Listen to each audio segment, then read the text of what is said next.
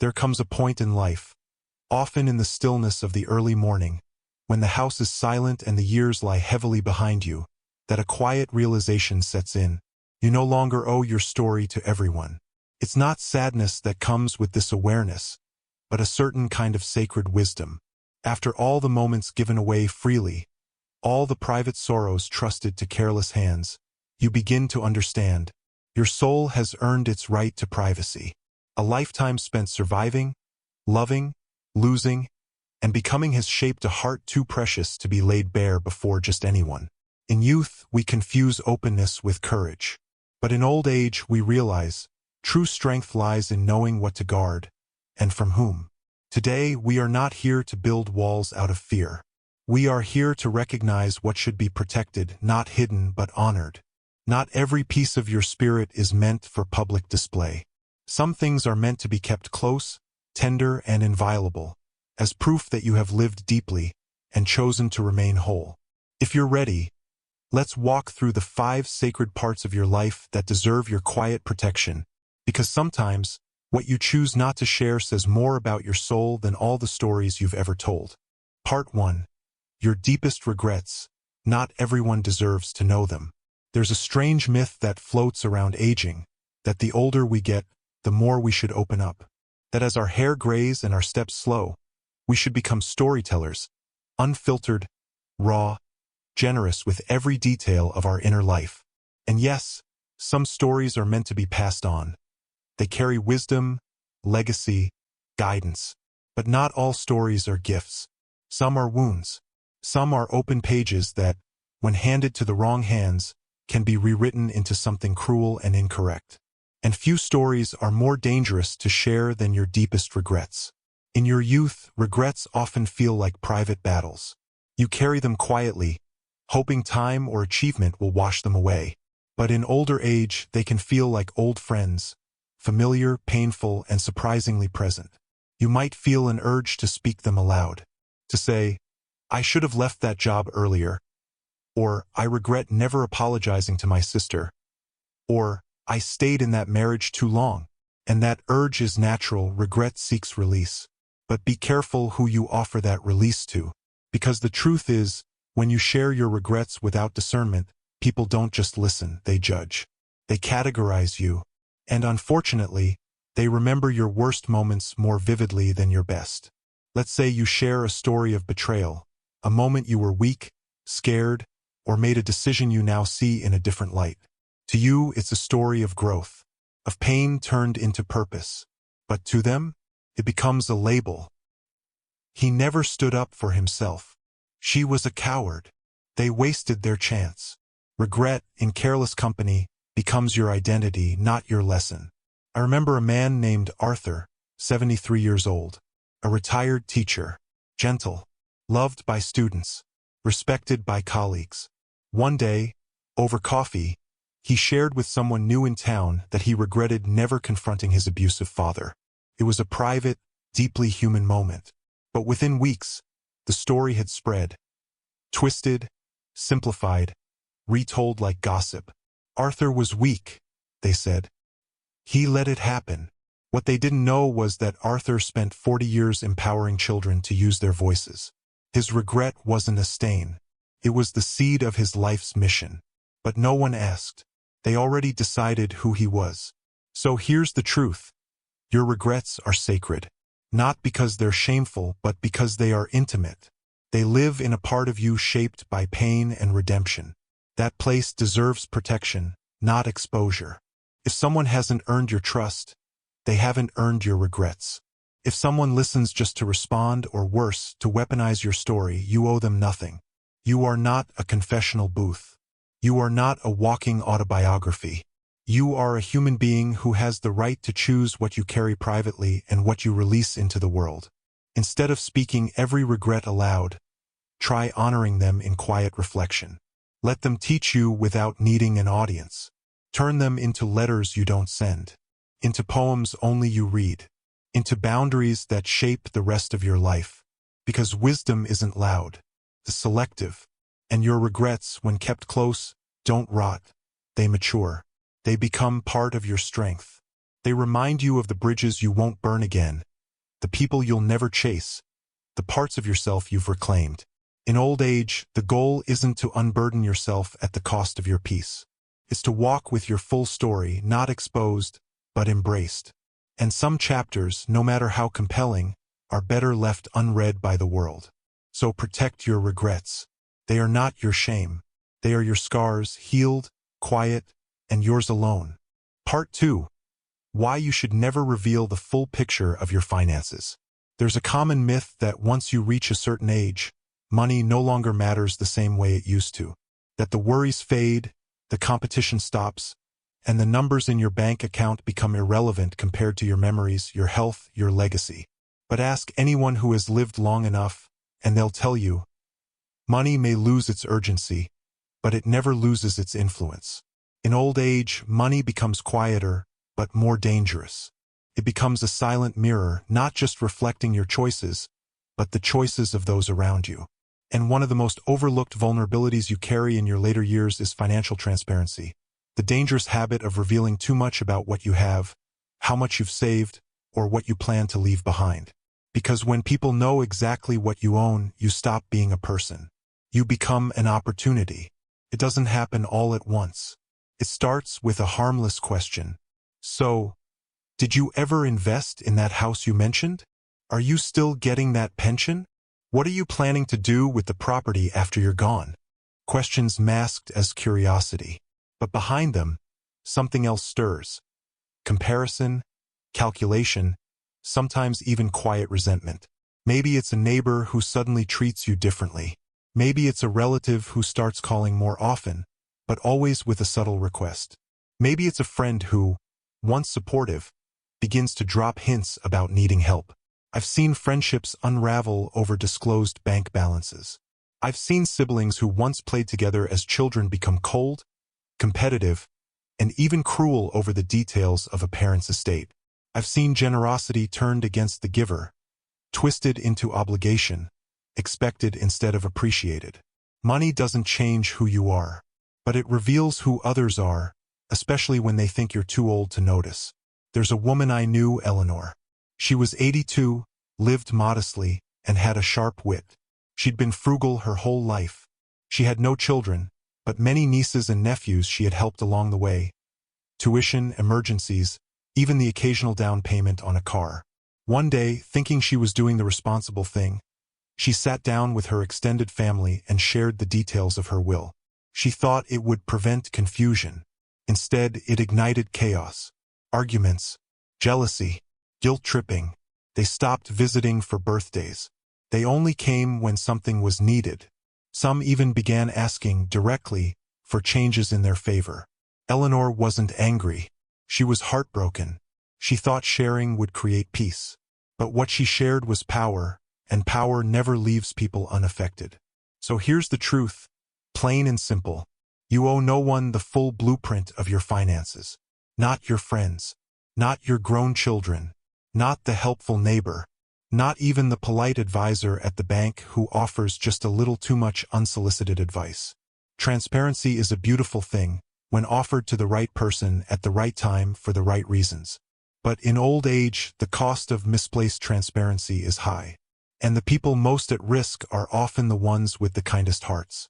If you choose to help others financially, do it because you want to, not because someone expected it. If you plan to leave a legacy, document it with care, with professionals who value your autonomy, not just your assets. If someone pressures you to just tell them what's in the will, that's a red flag, not a request. You are not a walking checkbook. You are not a safety net. You are not a backup plan for someone else's poor choices. Your financial history is part of your story, and it took decades of sacrifice, discipline, and wisdom to build. It is not a public document. So protect your privacy. Don't feel guilty for keeping things to yourself. Don't let guilt cloud your boundaries. Don't mistake pressure for permission. Keep your plans where they belong, in the hands of those who've earned your trust. Share your story, not your spreadsheet. Because in the end, it's not just about dollars. It's about dignity. And no amount of money is worth surrendering that. Part 3. Why your deepest pain deserves protection, not exposure. There's something peculiar that happens as we get older. people expect us to share more.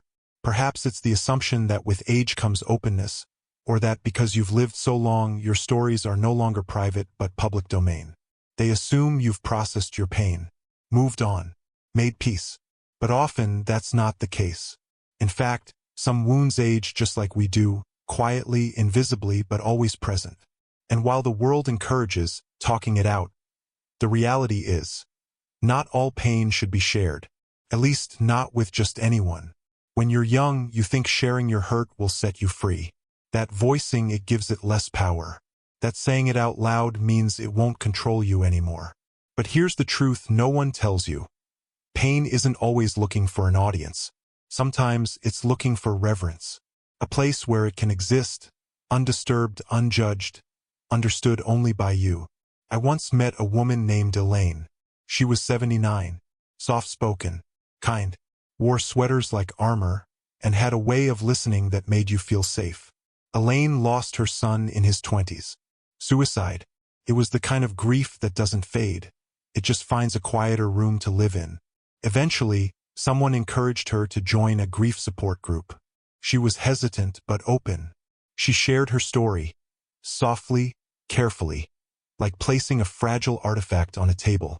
For a while, it helped. Until one day, she attended a community event and heard a speaker recount her story, word for word, as an example. The speaker was from her group. Meant well, probably. But there it was.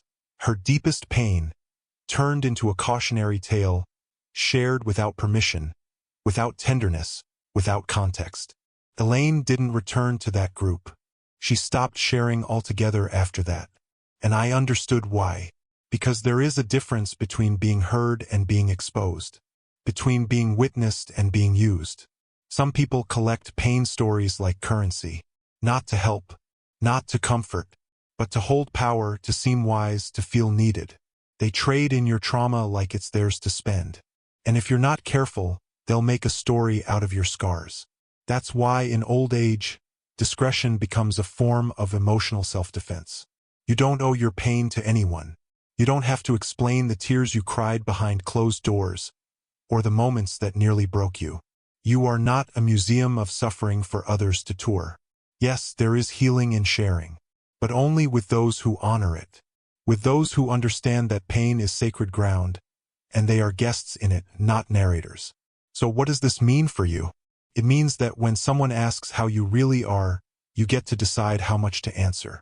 It means when you feel the urge to open up, you pause and ask, is this person worthy of what I'm about to hand them?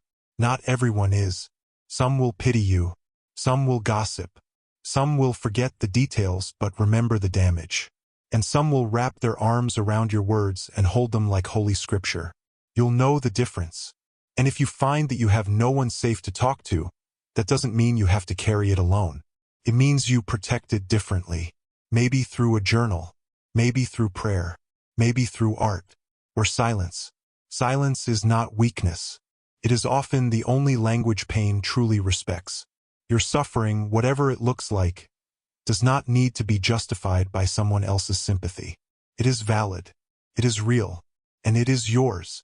You see, age doesn't take away your need for tenderness. It simply reminds you that not everyone is gentle. So be wise. Be protective. Not guarded out of fear, but discerning out of wisdom.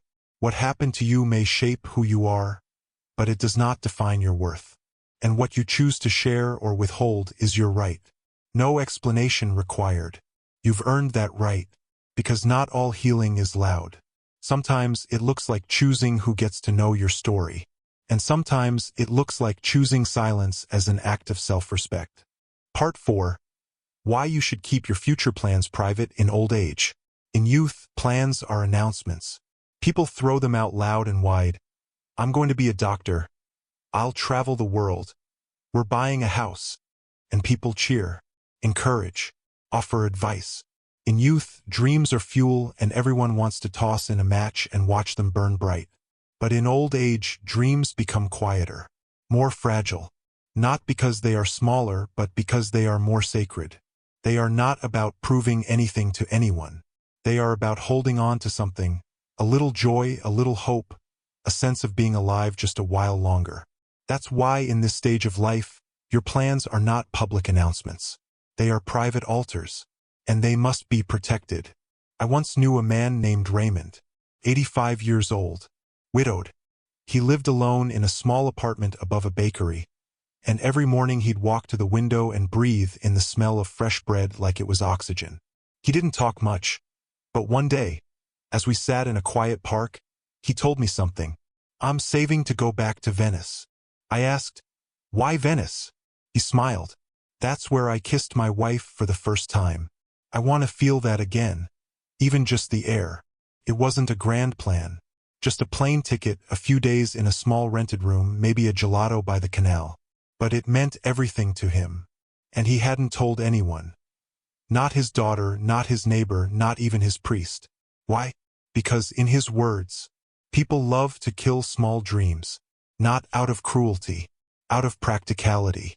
They want to protect you from disappointment, but in doing so, they snuff out the last bit of your fire. And he was right. There is a strange cruelty that older adults often face when they share plans for the future. People say things like, "At your age, you should be thinking about rest, not trips. Why bother? You've had your life. Save your money, you'll need it for care." And just like that, a dream dies. Not from failure, from someone else's fear. Or worse, their dismissal. What they don't understand is that in old age, a plan isn't about outcome, it's about motion. It's not about achieving something grand. It's about reminding yourself that you're still alive enough to want, that your time is still yours, that your days are still being written. Older people don't need approval for their dreams. They need space for them to breathe, and often that means keeping them private, not hidden out of shame, but protected out of wisdom. You don't have to explain why you want to plant a garden next spring, or why you're practicing walking a little longer each week, or why you've started writing a letter to someone you haven't spoken to in 20 years. These are not declarations. These are personal revolutions. They are quiet fires, lit in the dusk of life, and they are yours to tend to, alone if needed, quietly if necessary. Because when you share your plans too soon, you give people the power to reshape them. They will project their limits onto you. They'll tell you what they would or wouldn't do at your age. And before you know it, their fears become your hesitation. Their practicality becomes your pause. And your private joy becomes another box you've been convinced to pack away forever. Don't let that happen. You don't owe the world an explanation for how you plan to spend your remaining time. If you want to learn how to use watercolor paints, do it. If you want to walk to the bakery every morning just to see the same dog waiting outside, do it. If you want to watch all the old movies you never had time for in your 40s, do it. And you don't have to justify it to anyone. The truth is, in your later years, your future becomes a sacred territory. Small, maybe, but sacred. It doesn't belong to your adult children. It doesn't belong to your doctor. It doesn't belong to well-meaning friends who are afraid you'll get your hopes up. It belongs to you, and your heart still deserves something to look forward to. So protect it, like a child protects a secret treasure, like a poet protects a half-finished verse, like a seed hidden in the soil waiting for spring. You've spent decades giving. Now let yourself have something. Let yourself hope quietly. Let yourself plan privately. Let yourself dream even if you never tell a soul. Because the world might not understand the importance of that tiny, tender plan you're holding in your heart. But you do, and that is all that matters. Part 5. Why you should never share your resentments in old age. Resentment is a fire, and when you're older, it's a fire that's been burning quietly for years, slow, smoky, often unnoticed, but always consuming something.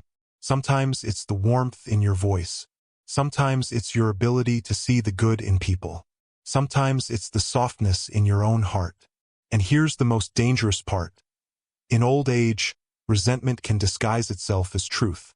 You start to believe that just because something hurt you, it deserves to be spoken aloud again and again, that you're just being honest or just telling it like it is. But what if I told you that not all truths deserve an audience? What if I said that airing resentment in your later years isn't healing? It's handing over the last pieces of your peace to people who didn't earn it and can't carry it. Let me tell you about a man named Calvin. He was 86 when I met him. A retired electrician, widower, 3 kids, 1 dog, and a sharp memory that could recall every insult he'd ever received since 1952. I don't mean that as a joke. I mean that literally. Ask him about any decade and he wouldn't tell you what he loved.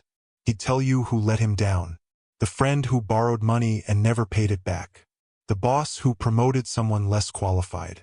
The sister who didn't call after his wife died. The neighbor who made a comment about his lawn. To Calvin, every wound was a badge. And every badge had to be shown. He'd sit on his porch talking to anyone who walked by, but always about what was unfair, what was unforgivable. And over time, the porch grew quieter. People stopped sitting. The kids stopped waving. He thought he was sharing. What he was really doing was pushing people away. You see, resentment isn't just a story you tell. It's a lens you wear. Colors everything. You start mistrusting kindness. You start questioning joy. You start mistaking quiet moments as evidence of being forgotten. And when you speak resentment aloud, especially often, especially to the wrong people, it doesn't lose power, it gains momentum. It grows teeth. It spreads. Can even define you. In younger years, resentment often burns fast and loud. But in old age, it simmers. It waits. And unless you're careful, it starts to sound like you. But you are not your bitterness. You are not your anger. You are not a catalog of grudges, waiting to be read out loud. You're more than that. So what should you do with resentment? Hold it. Don't hide it, but hold it. Carefully. Wisely. Speak it. But only to someone who can truly hold it with you, without judgment, without feeding the fire. Someone who listens with the aim of healing, not reacting. Maybe that's a therapist. Maybe it's a longtime friend who's earned your trust over decades. Maybe it's a journal that doesn't interrupt. Maybe it's a prayer spoken softly to the night. But don't let resentment be your topic of choice. Let it be a signal. Let it tell you where a scar still needs tending. But don't turn that wound into your personality. There's another cost to resentment we rarely speak about. It keeps you stuck in time. When you replay what hurt you over and over, you stop moving forward. You anchor your soul to that moment, and no matter how old you get, part of you stays 47 or 63 or 71, bitter, confused, angry. The people who live longest, and more importantly, live best, they don't pretend the hurt didn't happen. But they also don't narrate their pain into every room they walk into. They process it. They extract meaning from it. Then they move on. You know what they talk about instead? A good book. A funny grandchild. The smell of toast in the morning. A memory that made them smile instead of ache. They've learned that peace isn't found in rehashing old wounds. It's found in choosing what to water.